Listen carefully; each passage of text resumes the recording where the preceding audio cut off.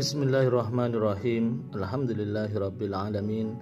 Allahumma shalli wa sallim ala sayyidina Muhammadin miftahi babi rahmatillah adada ma fi ilmillah salatan wa salaman daimaini bidawami mulkillah wa ala alihi wa sahbihi. Assalamualaikum warahmatullahi wabarakatuh. Sahabat online yang berbahagia, alhamdulillah kita bisa berjumpa kembali.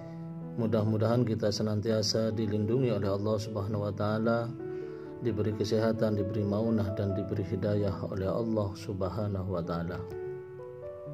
Sabda Rasulullah sallallahu alaihi wasallam, perumpamaan antara orang yang zikir pada Tuhannya dan yang tidak seperti antara orang hidup dan yang mati. Hadis riwayat Imam Bukhari. Selepas menunaikan sholat fardu 5 waktu, seseorang dianjurkan meluangkan waktu sebentar untuk berzikir. Dan amalan ini menjadi rutinitas as-salafus soleh yang memiliki dasar yang kuat dari sunnah Nabi Muhammad SAW. Oleh karena itu, sebaiknya kita setelah selesai mengerjakan sholat, hendaknya tidak langsung beranjak pergi, namun dianjurkan untuk berzikir dengan zikir-zikir yang disyariatkan dan diajarkan oleh Nabi Muhammad SAW. Untuk lebih jelasnya, mari kita simak tausiah Habibana Novel bin Muhammad Al-Idrus berikut ini tentang bacaan zikir setelah sholat seperti yang dianjurkan oleh Rasulullah SAW. Tentang keutamaan kalimat tasbih ini, coba kita perhatikan dalam kisah yang lain. Orang-orang miskin datang menghadap kepada Nabi Muhammad SAW. Saat itu mereka mengadukan kepada Rasul perihalnya. Cuman beda orang miskin di zaman Nabi dengan orang miskin kita-kita ini di zaman sekarang. Kalau di zaman Nabi, mereka datang menghadap Nabi bukan mengadukan kemiskinannya, tetapi mengkhawatirkan pangkatnya di akhirat. Mereka udah merasa miskin di dunia, mereka tidak ingin miskin di akhirat. Mereka ingin menjadi manusia-manusia yang di akhirat mendapatkan derajat yang tertinggi. Maka mereka pun mengadukan kepada Nabi tentang amal soleh yang dilakukan oleh orang-orang kaya. Mereka khawatir nanti kalau di akhirat pangkatnya kalah tinggi dengan orang-orang kaya. Mereka menyatakan, ya Rasulullah, duhai Rasulullah, duhai Nabi Allah Muhammad SAW, Zahaba ahlud duthur bil ujur wad darajatil ula wan na'imil mugim. Ya Rasulullah, orang-orang kaya ini mereka akan pergi menuju surga dengan pahala yang banyak, dengan derajat-derajat yang tinggi. Mereka akan mendapatkan kenikmatan yang abadi. Rasulullah bertanya, "Wa madza? Apa yang terjadi? Mengapa mereka dapat mencapai derajat yang tinggi itu?" Maka orang-orang miskin di zaman Nabi ini dari kaum muhajirin, mereka berkata kepada Nabi Muhammad SAW, "Ya Rasulullah, mereka melakukan sholat sama persis dengan sholat yang kami lakukan. Kami sholat fardu, mereka sholat fardu. Kami sholat sunnah, mereka sholat sunnah. Kami tahajud, mereka tahajud. Kami duha, mereka duha. Kami witir, mereka witir.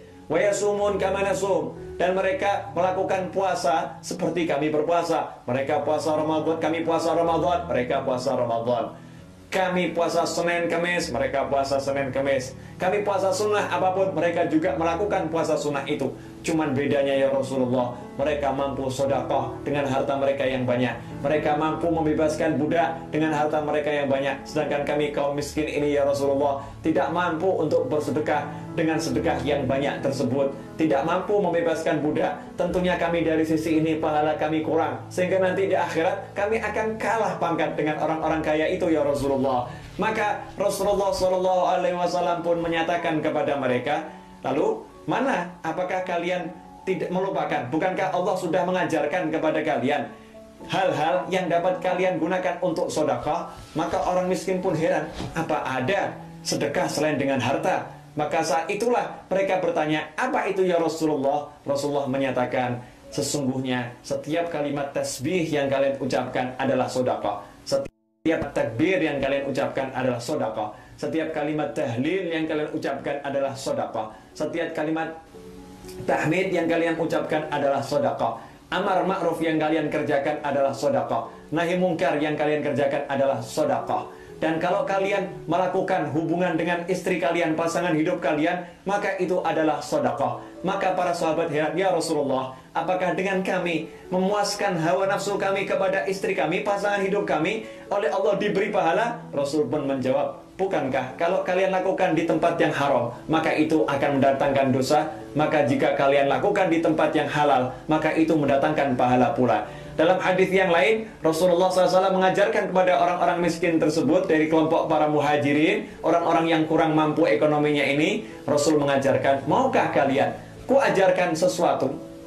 Maukah kalian ku ajarkan sesuatu yang jika kalian amalkan, maka kalian akan mengalahkan, kalian akan menyusul, kalian akan mendahului orang-orang yang telah meninggal dunia sebelum kalian. Orang-orang baik yang meninggal dunia sebelum kalian, mampu kalian susul derajatnya di sisi Allah. Dan orang-orang yang akan lahir kemudian, orang-orang yang akan datang kemudian, tidak akan mampu mengejar kedudukan kalian.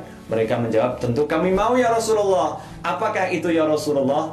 Rasulullah mengatakan, selepas sholat, ucapkanlah kalimat Subhanallah 33 kali, Alhamdulillah 33 kali, Allahu Akbar 33 kali. Di hadis yang lain disebutkan, dan tutuplah dengan kalimat La ilaha illallah wahdahu la syarikalah, lahul mulku wa lahul hamdu wa huwa ala kulli syai'in qadir. Jika kalian amalkan ini, maka tidak ada yang mampu mengejar kedudukan kalian kecuali orang-orang yang mengamalkan persis seperti amal kalian.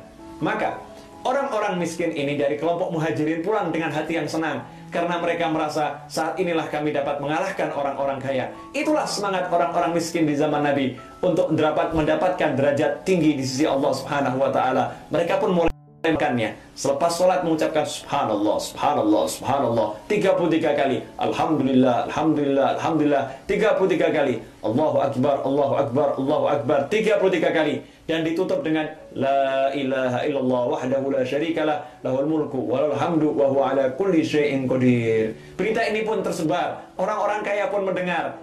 Orang kaya yang mendengar orang miskin mendapatkan zikir dari Nabi, maka mereka pun mengamalkan yang sama. Maka setelah orang miskin tahu orang kaya mengamalkan zikir mereka, datanglah orang miskin ini kepada Nabi Muhammad SAW. Mereka berkata, ya Rasulullah, orang-orang kaya meniru apa yang kami lakukan. Maka Rasul bersabda, dzalika fadlullah yu'tihi may yasha. Itulah karunia Allah yang Allah berikan kepada orang-orang yang Allah kehendaki. Artinya, orang-orang kaya itu tadi yang meniru kalian bukan sembarang orang kaya. Memang orang-orang yang telah dipilih oleh Allah Subhanahu wa taala. Alhamdulillah, kita telah menyimak penjelasan beliau sebagaimana riwayat dari Abu Hurairah radhiyallahu an, Nabi Muhammad sallallahu alaihi wasallam bersabda, man sabbahallah fi duburi kulli salatin salasan wa salasina wa hamidallah salasan wa salasina wa kabbarallah salasan wa salasina fatilka tis'atun wa tis'un wa qala tamamul mi'ah La ilaha illallah wahdahu la syarikalah, lahul mulku wa lahul hamdu wa huwa ala kulli syai'in qadir. Ghufirat khutayahu wa in kanat misla zabadil bahr.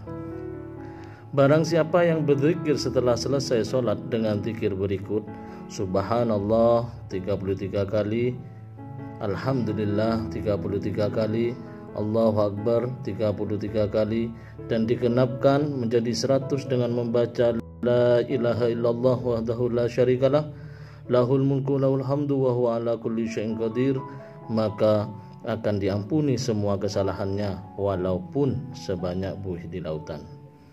Dan masih banyak lagi keutamaan-keutamaan yang akan kita peroleh jika kita senantiasa mengerjakannya. Wallahu a'lam bishawab. Semoga barokah dan manfaat. Assalamualaikum warahmatullahi wabarakatuh.